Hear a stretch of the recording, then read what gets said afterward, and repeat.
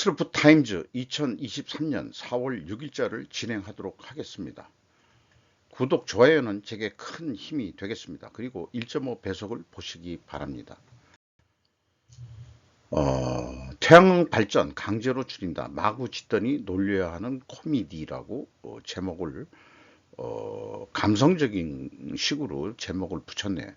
우리나라 뉴스가 좀 말하자면은 이 뉴스를 많이 읽히기 위해서 우리나라 기자들은 감성적인 표현들을 많이 하는데 이런 건 좀 지양해야 되지 않을까 저는 그렇게 생각합니다. 과잉 공급 전력 과부하로 호남 대정전 우려 발전 강제 제한한다. 왜 그러냐 그랬더니 송전 시설이 부족하고 그 다음에 또 그 ESS 에너지 저장 장치 이런 것들은 외면한 채 태양만 들이다 져가지고 이렇게 됐다. 이런 그 논밭 가운데다가 이 밑에는 좀 물이 좀 있는 것 같죠. 이런 그 넓은 그 호남 평야에 이런 식으로 요건 이제 그 어디 군인가 이렇게 되어 있어요. 그 쌀 농사로 그 잘 안 팔리니까 또 그런 그 농토를 이렇게 태양광으로 하는지 지주들이 이런 식으로 해서 또 돈을 벌려고 하는 거 했던 거 아닌가. 문제는 이게 다 중국산이라는 게 문제죠. 국내산 잘 안 씁니다. 중국산이 덤핑을 하니까요. 아마 국내 산업 보호를 위해서도 수입 관세를 매겼어야 되는 건데 지난 정권은 아주 이 태양광 쪽으로는 친중적으로 해서 서로 이해관계가 맞아떨어지는 게 있는지 새만금의 무슨 그 국책 사업으로 한 그 무슨 전북대 교수인가 그 무게가 이 중국 자본 들여다가 뭐 떼돈 벌었다 하는 뉴스도 좀 나온 적이 있죠.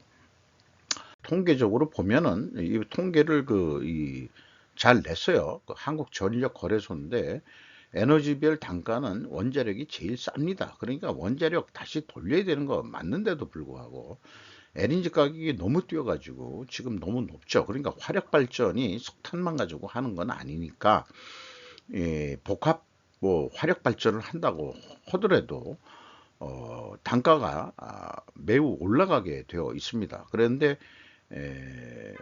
전기료를 안 올린 거죠. 그 포퓰리즘에 의해서 지난 정권은 이 현재 윤 정권이 독박을 쓰게 되어 있습니다. 태양광이 한 중간 정도 수준으로 되어 있네요. 이 발전 단가가 싸지 않은 겁니다. 아마 그 태양광 설비에서 이 감가상각비 뭐 이런 등등까지 들어간 발전 단가일 거예요. 공짜 이 자연광이다, 자연 에너지라고 얘기하지만 사실 이렇게 원가가 들어간다는 얘기입니다. 뚝 끊어진 태양광 연계형 ESS 에너지 저장 정책 보급 이게 팍 떨어졌다는 얘기예요. 그런 문제가 있는 거죠. 그리고 가파르게 늘어난 태양광 설비 2022년도에 2975메가와트로 전국적으로 늘었는데 호남 지방만 요 정도 된다. 그러니까 전국적으로 뭐 산까지 나무를 배 나가면서도 그렇게 좀 하고 있는데 물론 산불 예방을 위해서는 건조한 것도 중요하지만은 간벌이라는 거를 주기적으로 또 해야 되는데 이게 그 유럽 같으면은 평야 구릉지대가 많으니까 간벌하기가 쉬운데 우리나라는 일본만큼이나 그 산이 많은 데기 때문에 간벌하기가 좀 또 쉽지는 않고 또 그런 인력들도 없으니까 이제 에너지를 뭐 그 화학 연료로 화석 연료로 석유로 쓰는 시대에서는 산림 녹화가 잘 된 거는 감사한데 비가 안 오고 건조해지면은 산불이 날 소지가 너무 많은 것도 문제죠. 향후 이 산림에 대해서는 간벌까지 생각하게 되는 그런 생각이 들어가네요. 약간 사이드로 빠진 얘기긴 합니다만은 전력 얘기를 하면서 그런 생각도 하게 돼요. 일본 시사통신에서 머릿 기사로 대만을 머릿 기사로 내고 있습니다. 우리나라하고의 차이는 뭐냐? 우리나라는 중국하고 국교를 맺으면서 대만하고는 단교를 했죠. 그래서 대만이 매우 그 한국에 대해서 안 좋은 인식을 가지고 있습니다. 어쨌든 이 대만 총통이 최총통이죠. 대만은 고립하지 않고 미국 하원 의장과 결속 확인. 로스앤젤레스 교회에서 그 도서관인데 그 옛날 레이건 대통령 도서관이라고 거기에서 만나가지고 이 실질적으로는 아직 이 세계 그 유엔에서도 중국이 그 중화민국을 대체함으로 인해 가지고 국가 대 국가 말하자면 대통령 대 총통이 만나는 것은 조금 좀 외교적인 문제가 있다고 보니까 그 하원 의장 공화당이 장악을 했죠. 하원 의장이 만나가지고 이쪽에서 표현할 때는 이 말하자면 미다이라고 이쪽 일본식 발음으로는 미다이 라고 표현을 하고 있습니다. 우리가 이 한미 이렇게 했는데 미국을 먼저 얘기했고 미다이 대만을 다이로 발음을 일본식으로 번역이 되어 있네요. 그래서 두 번이나 이렇게 시사통신에서 머릿 기사를 다른 사진을 게재하면서 또 내용도 약간 변해가면서 했는데 중국이 배가 아파가지고 분노해서 항모 훈련에서 대만 위협 뭐 이렇게 이제 최 총통이 미국에 가 있는 동안에 이 군사 위협을 했다 이런 얘기예요. 메카시 씨는 미다이의 결속은 전례 없이 강한라고 강조.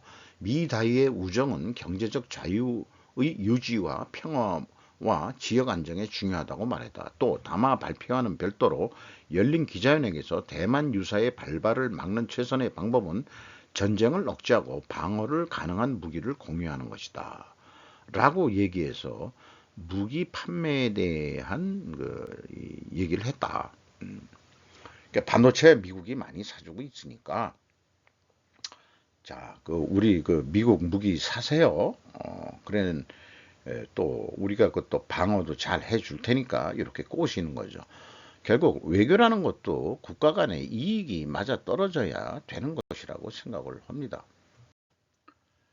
AI 토론은 미래에 대한 극단적인 두려움이 아닌 현실에 기반하자. 에코타임즈라는 데 보도 내용인데요. 요즘에 챗 GPT인가 이런 거로 해가지고 많이들 말이 나오는데 현실에 기반한 AI 토론을 하자는 공식 무슨 메일이 나왔다는 얘기예요. 이게 이제 비영리 단체인 퓨처 오브 라이프 인스티튜트가 발행한 서한이 이런 게 있다고 그러거든요. 그래서 이 GPT-4보다 더 강력한 AI 시스템을 훈련시키는 것을 중단한 것을 요청했다. 이렇게 얘기를 하고 있고요. 실용주의에서 벗어났다. 이렇게 얘기를 하고 있고, 이 정부의 반응, 아니, 캐나다의 인공지능 및 데이터법이라는 게 아이다라고 되어 있는데, 제정하고 있다고 강조하고, AI의 장기적인 위험은 현재 아이다처럼 입법을 서두르는데 사용되고 있다. 이렇게 이제 객관적인 서술식으로 얘기를 했습니다.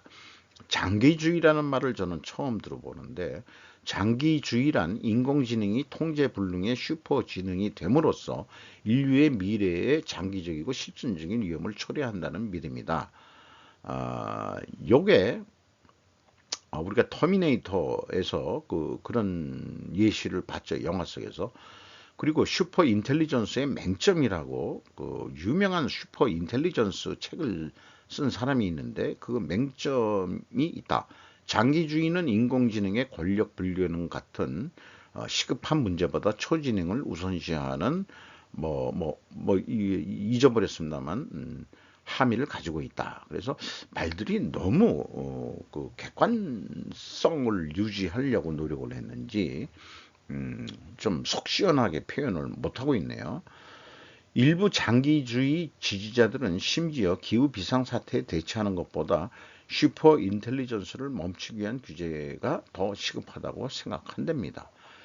어, 인공지능, 우리 인간한테 결국 도움이 되지 않을 거 아니냐라고 얘기를 하는데, 슈퍼 인텔리전스라는 책이 있어요. 닉 보스트롬이라고 해서 저도 그 한 권 사서 지금 서재에 있습니다만 읽어봤고요. 거기에 이제 경로 위험 전략하는데 이 닉 보스트롬이 그 뭐 얼마나 이 중요한지는 모르지만 다보스 포럼에도 초청을 받고 이런 사람으로 되어 있습니다. 그래서 이런 책들도 한번 보시면 좋을 것 같고요. 그 다음에 글로벌 이코노미라는 데서 AI의 진짜 위협은 슈퍼 인텔리전스가 아니다라고 또 얘기를 하고 있는데, 초지능적인 AI에 의해 파괴된 터미네이터식 인류의 미래에 대한 경고는 놀라운 일이 아니다. 챗봇은 자신이 만들어내는 단어에 대한 이해도 없고 또한 어떤 생각이나 감정도 가지고 있지 않다. 챗봇은 당신이 전화기에 있는 자동 완성 기능의 더 멋진 버전일 뿐이다. 이렇게 얘기했고요.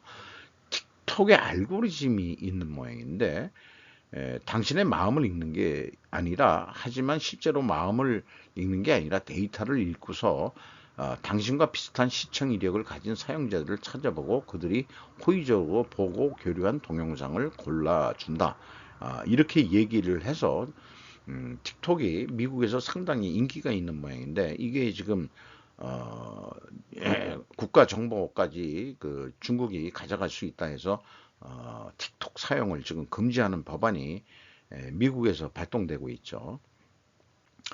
AI 시스템이 좀 더 확장해야 한다. 학교와 일반 대중을 대상으로 문명 퇴치를 하려는데 더 많은 노력이 필요하다. 다만 AI의 과대 망상에 덜 취약하도록 해야 된다.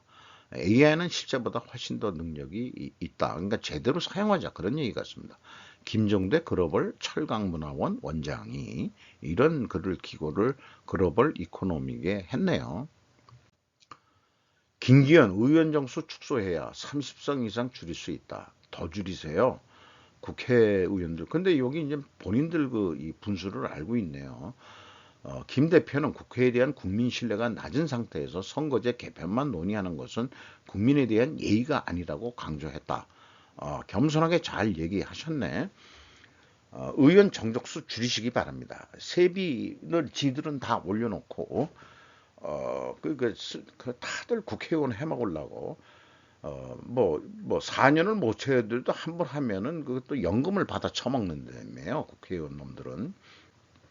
그러니까 개나 소나 다 국회의원 해 먹으려고 그러는 게 아니고 패거리 정치나 하고 뭐 자빠졌고 뭐 이런 얘기니까.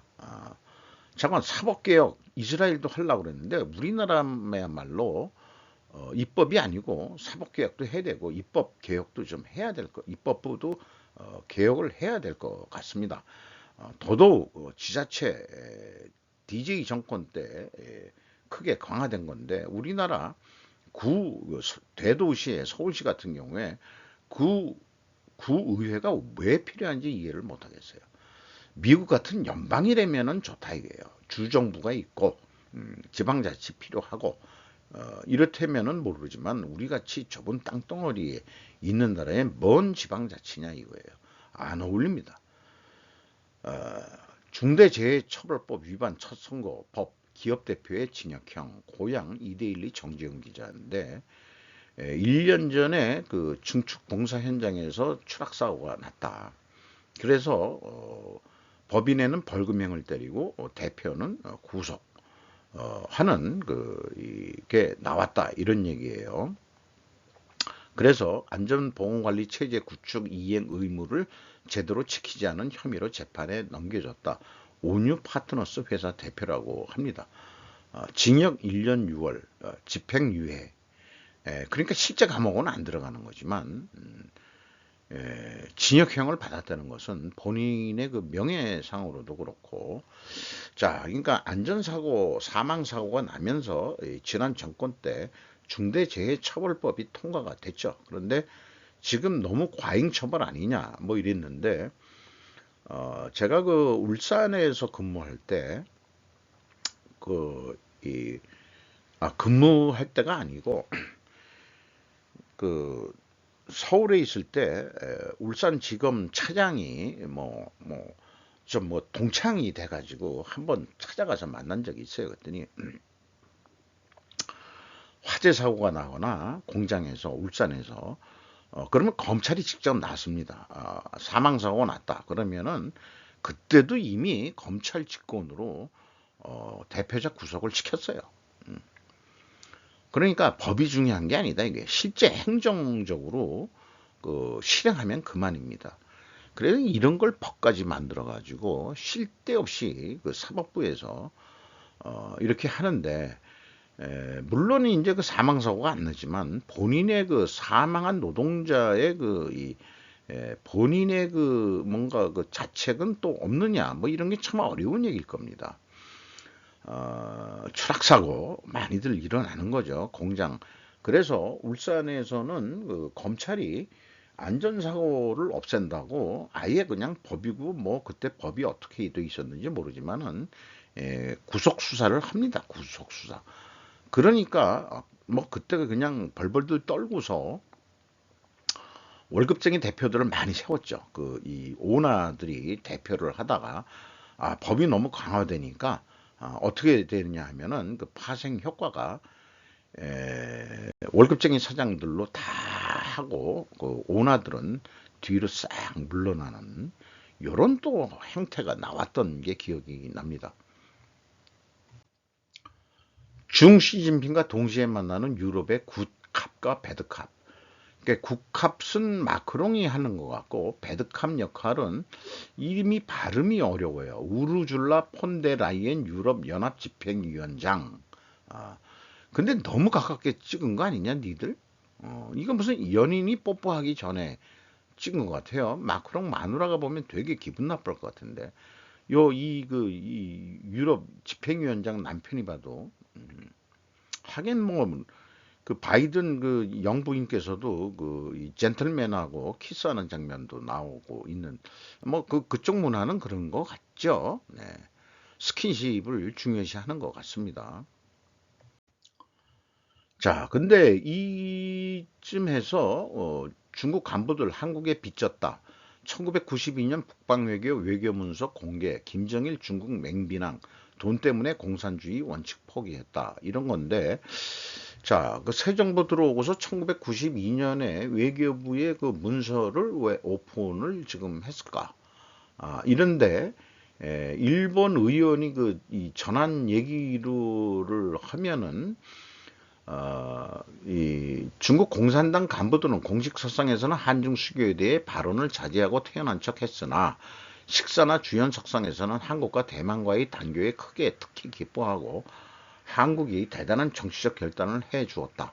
이로써 한국에 큰 빚을 지게 됐다고 실토했다고 일본 후카다 하지메 일본 사회당 의원이 1992년 9월 3일 날 한국 대사관 참사관을 만나서 그렇게 얘기를 했다는 거예요. 6일 외교부가 공개한 1992년 외교 문서에서 한중 수교, 그리고 이와 맞물린 한국 대만 단교, 한 베트남 남괴 관계 개선 등 노태우 정부의 북방 외교 추진에 대한 주변국의 생생한 반응과 평가를 엿볼 수 있다. 이렇게 이제 했습니다. 자, 최근에 그 미국이 하도 중국을 압박을 하니까 또 일본도 참여를 하고 있고 한국도 참여를 하고 있으니까 이런 시기에 이런 거를 또 낸 의도도 좀 있을 거 아닌가. 그리고 뭐 일본 뉴스에서는 대만 총통이 미국에 간 거를 첫 머리 기사로 올릴 정도에 우리나라는 대만과 단교가 돼 있는 상태고 어떤 연락이나 뭐 이런 거 하는 거로는 향해지고 있습니다만은, 우리나라도 우리나라 국익을 위해서 러시아하고도 국교를 맺고 그다음에 이제 이 중국하고도 국교를 맺었는데 기복점이라고 할까요? 전환점은 1988년 우리나라가 올림픽을 개최함으로써 그게 전 세계에 생중계되고 뭐 이런 게 한국이 그렇게 발전했어. 그러니까 한국하고 수교를 해도 되겠구만. 이런 그 분위기를 만들었던 게 지난 군사 정권에서의 또 성과라고 할 수 있겠습니다. 그때 한국 베트남 관계 개선 추진에 미 속도 조절 주문을 했었다. 이런 얘기도 있고요. 북한 공산당은 태어난 척 했지만 매우 그 배알이 꼴렸을 거고 이렇게 됩니다. 그 당시 이분이 누군지는 모르겠습니다만은 그 수교를 하고 그 교환하는 장면이죠. 그때 이 중국의 이 사람이 누군지는 잘 몰라도 정한 1992년에 이렇게 한국하고 중국이 수교를 맺으면서 경제 교육이 되면서 우리나라도 돈 벌고 일본도 아니 중국도 돈 벌고 윈윈했던 시절이 있었죠. 그러나 그 시절은 이미 끝났다라고 저는 얘기를 하는 거죠. 윈윈 관계는 끝났다. 이게 계속 그 한중 관계를 그 경제적으로 끌어나면은 위는 중국이 되고 루즈는 한국이 될 확률이 높기 때문에 끊어야 된다라고 보는 거죠. 현대차 노조, 노동강도 줄여달라 아산공장 가동 중단. 현대차 노조 애들 왜 이런지 몰라. 그런데 이제 회사에서는 불법 파업이라고 보고, 그 다음에 뭐 직원 수를 늘려달라고 그랬대는데 얼마나 뭐 노동 착취를 당하는지는 모르겠습니다만은 일 안 하고 월급 올려달라는 얘기나 아니 그러니까 월급 올려달라는 얘기를 안 하고 직원 수 늘려달라 그런 거니까 이 월급 받고서는 뭐 더 이상 노동 강도 안 올리겠다 이런 거니까 노동 귀족이라고 얘기를 자꾸 욕을 먹는 거죠. 근데 그 회사 입장에서는 무노동 무임금 원칙을 적용할 것이라고 했다. 파업을 하면은 월급 안 주겠다. 강하게 나가야 됩니다. 강하게. 한국에서 자꾸 이러면 한국에서 차 안 만들고 현대차도 다 미국에 가서 만드세요.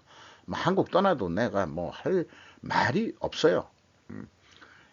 저가 노조가 지금 우리나라가 지금 그 이 한국 소멸이 될까 말까 지금 걱정을 해야 되는 단계인데 혹은 자기네들 현재의 이익만을 고르는 그런 그 노조는 국가적으로 막대한 손실을 주고 있다는 거 그리고 미래 세대의 니들은 욕을 먹고 있다라고 저는 얘기를 하고 싶네요. 천황폐하 6월 인도네시아로 즉위 첫 외국 친선 방문. 그러니까 영국을 먼저 갔었는데 그거는 엘리자베스 여왕 그 장례식에 참석하기 위한 거고 이번에 인도네시아 방문은 친선 방문으로 첫 번 외유나 마찬가지다. 요게 이제 그 아직 마스크 해제되기 전에 2월 23일에 찍은 사진이 모양인데 부인이 더 키가 좀 큰 것 같죠. 네, 또 미인이시고 참 그런 것 같습니다. 근데 그 사내를 못 나가지고 참 일본도 이제 여왕이 나와야 되는 거냐 그러는데 이 시집을 또 가버렸죠. 평민하고 해가지고 그러면 그렇게 되면은 이제 이, 그 왕손 자격이 시집 가면은 박탈이 된다고 그렇게 되어 있네요. 일본의 그 천황 제도가 패전을 하면서도 그 항복 그 협상 조건으로 살아남았는데 한국은 일제 합방이 되면서 귀족화는 구 양반들이나 또 황족들도 이 귀족화 돼가지고 이해를 받는데 제 생각에 친일파라고 한다 그러면은 그런 귀족 그 신분을 받았던 사람들만 친일파라고 얘기를 해야 되는 거 아니냐 이런 생각이 들어갑니다. 그렇게 생각을 하는데 하도 5년 동안 그 사람들이 이제 친일 매국노 그거에 쇠뇌를 돼가지고 이 지금 한일 정상화 하는데 매우 심리적으로 불편한 심리적 갈등들을 느끼게 되는 것도 있겠어요. 한국을 잃을 때 왕족들이 자기 먹고 살겠다고 나라를 일본한테 남긴 놈들이니까 우리나라는 왕실 제도 부활하지 않는 게 좋을 거예요. 근데 그 국민들 정서로는 이런 천황제가 있다는 게 뭔가 정서적으로 도움은 될 겁니다. 영국과 같은 나라도 세계를 제패하면서도 왕실 제도를 유지했던 것은 전통을 존중하고 또 그다음에 이제 그 정권과 또 서로 호흡을 맞추면서 이렇게 해갔기 때문에 유지가 됐는데 한국은 정치인들이 존경을 할 만한 상대가 아니고 그러니까 뭔가 정신적으로 그 존경을 할 대상이 있으면 좋은데 그게 없다 보니까 한국이 그냥 종교백화점이 된 거 아닌가 하는 생각도 나고 그러네요. 종교백화점에서 벗어나려 그러면 뭔가 존경받는 어떤 인물들이 있는 사회가 돼야 될 텐데 매우 아쉽다. 한미 북한 위협에 대한 전면적 협력 약속. 이게 그 성김이라고 돼 있는데 이 사람이 이 일만 하는 게 아니고 무슨 저기 이중 직무를 가지고 있는 것 같아요. 그 외무성 부상이라고 이제 표현을 했는데 뭐 어디에 뭐 또 무슨 또 일을 외교 이 대사 역할을 하고 있는 모양이에요. 동남아 어디에. 이게 뭐 계속 이렇게 만나가지고 뭐 이렇게 협력 약속 어쩌고 저쩌고 한 수년 동안 계속 떠들어오고 있는데 나는 이 성김이라는 사람이 뭐 하는 사람인지 실질적으로 어떤 역할을 하고 있는 건지 나 그걸 잘 모르겠어요. 그 보아 방송, 미국의 소리 방송에서도 뭐 계속해서 뭐 한미 협력 이렇게 얘기를 나오고 있는데 이제는 이제 식상합니다. 좀 이제 자주 그러니까 좀 식상하게 돼요. 근데 이제 그 한미일 삼국 대표 회담이 있을 예정에 이렇게 그 미리 만나가지고 뭐 의견 조율을 했다 이런 얘기 같습니다. 그런데 이 뉴스에 보면은 그 이 북한을 권위주의 국가라고 이 기자가 표현하는데 이 기자만 그런 게 아니고 언제부터 독재 국가를 권위주의 국가로 불렀나 하는 이게 중국을 상대하고 그다음에 이제 러시아 상대하는데 독재 국가라 그러면 기분 나쁘니까 외교적인 수사로서 권위주의 국가다 이렇게 얘기를 하는 모양이에요. 그러면 우리도 뭐 수 틀리면은 권위주의 국가가 되든지 요건 뭐 슬픈 뉴스하고 관련이 있는 건지 없는 건지 모르겠지만 생존이라는 차원에서 보면은 조안나 게인스 한국 휴가 1일째 유쾌하게 졸린 모습 시차 적응이 되고 되면 이런 뉴스인데 어디서 많이 보긴 본 것 같은데 한국에 휴가를 와서 멍 때리는 그런 장면을 경복궁구 위패가 있는 데죠. 정사품이 쓰는 자리, 정오품이 사는 자리 이렇게 되어 있는데 이 사람이 뭐 하는 사람이냐 인스타그램에도 돼 있는데 쭉 읽어보면은 뭐 인테리어 전문가라고 나와 있는 것 같습니다. 어, 그런 것 같아요. 뭐 그 팔로워들을 데리고 텍사주주 와코에서 떠나가지고 어머니 난이 자란 한국의 서울로 여행을 떠났다. 이렇게 되어 있고요. 그렇게 되어 있습니다. 잠깐 그 이 모친이 한국인 출신인 모양입니다. 약간 혼혈일은 항상 이렇게 이쁘게 보이네요. 조커.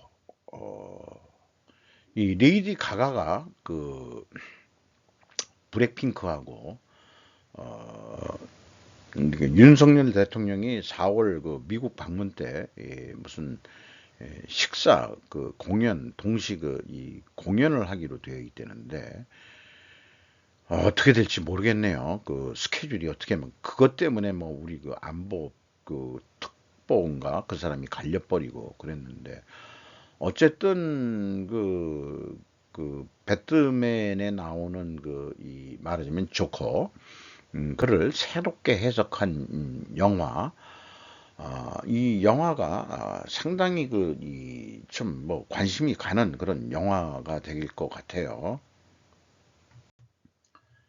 인도의 17살 천재 소년이 대지진을 예언, 세계에 주목되는 연구소는 일기 예보 같은 것이라고 했는데 요건 그냥 이미지지만은 그 일본의 그 대지진이 일어날 거다.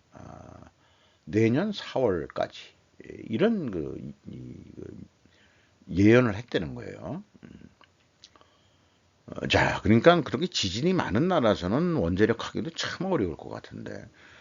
그런데 한국 채권 원전 수출에 제동을 건 미국이라고 그 조선일보 일본판 뉴스에 나왔어요. 어, 조재희 기자겠죠. 조사희 노조미 기자니까 노조미라는 게 희자라고 기쁠 희자라고 제가 알고 있습니다. 조사희니까 조세희 기자가 쓴 건데 잠깐 웨스팅하우스에서 무슨 뭐 뭘 그 걸었댄 거예요. 딴지를 그 미국 에너지부에다가 그래가지고 미국 에너지부는 왜 이거에 대한 거 원전 수출한다 그래도 미국이 결국 승인을 해야 되는데 원천 기술이 미국에서 왔기 때문에 그런 것 같습니다. 그런데 정실의 미 에너지비라고 표현했는데 그 정실 관계다 웨스팅하우스 사실은 이제는 웨스팅하우스는 껍데기만 가지고 있는 기술 아니냐. 그러니까 우리나라가 이번에 팔려는 것은 한국형으로 우리가 그 개선을 한 그런 거고 그 다음에 경쟁력이 있는 건데 웨스팅하우스가 지들이 이제 돈벌이가 없어지니까 에너지부에 딴지를 건 것 같습니다. 그러니까 뭐 가재는 개편이고 초록은 동생이고 팔은 안으로 굽는 거니까 뭔가 이게 안 된다 하는 쪽으로 나오는 것 같아요. 뭔가 실무적인 계약을 하는데 만약 계약을 하더라도 웨스팅하우스의 하청업체 정도나 해라. 협상이 된다면은. 그런데 한국이 아랍에미리트 원전 수출할 때는 그 이 원천 기술을 웨스팅하우스에 가지고 있으니까 기술 컨설팅료라고 지불까지 하면서 그때는 됐는데 지금 이제 체코에 수출하는 것은 결국 어떤 식으로든가 해결을 해야 되는데 참 그 안보에 대해서는 한미 혈맹이다, 동맹이다, 뭐 이렇게까지 이야기하면서 경제하고 정치하고는 무관한 건 아닌데 이거 정치적으로 뭔가 해결을 해야 될 것 같은데 말이죠. 그러니까 우리 그 원전 수출하게 해결해주고 그 대신 우리가 그 미국한테 줄 게 뭔지 그거를 협상 보따리를 윤 대통령이 4월 달에 간대는데 보따리를 싸들고 가서 해결해 주시면은 얼마나 감사할까 하는 생각입니다. 한국의 저출산 고령화가 세계 최고 속도에 지금 실버 이코노미 분야에서도 한일 관계 개선이 기대되고 있다. SDS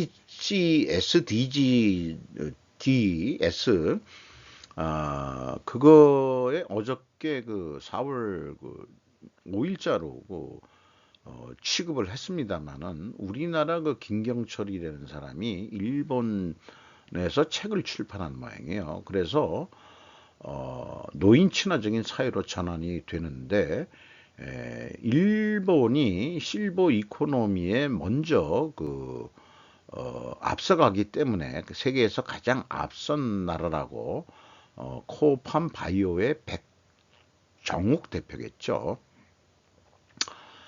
이렇게 그 일본을 띄워주면서 그 이번에 그 한일 정상화가 되면서 결국 이 산업 분야도 협력을 하자. 그래서 어저께 ESG라고 얘기를 하죠. ESG의 사회 문제 해결 사업 비즈니스 이런 거에 이것도 이제 그 고령화 이것도 저출산 고령화 이게 고령화 자체도 그런 사회 문제 해결형 사업 비즈니스 치과가 많다 하는 거 우리나라도 치과 내려 저기 증가하고 있고 여기에 보면 한국 초 넷도 사회의 뭐라고 쓴 거야 뭐 소리 뭐 이런 거 인생의 시간의 사하를 넷도니 그 넷도라는 게 넷도가 뭘까 비용을 그 야수 희도 다치 사람들 인생의 시간의 사하를 뭐 이렇게 그 실버 뭐 이런 쪽인가요? 네, 또 한번 찾아봐야 되겠는데 이상 4월 6일자 스루프 타임즈를 마치도록 하겠습니다. 감사합니다.